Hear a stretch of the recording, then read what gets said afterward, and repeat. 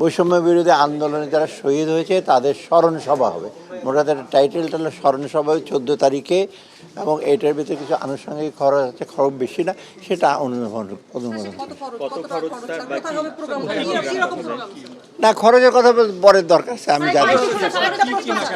হ্যাঁ, আমরা বলছি মানে একেবারে ম্যাক্সিমাম 5 কোটি টাকার মতো খরচ, এটা খুব সম্ভব, তাই না? সে বঙ্গবন্ধু না কি বলে, চায়না মৈত্রী সমিতি আর কি।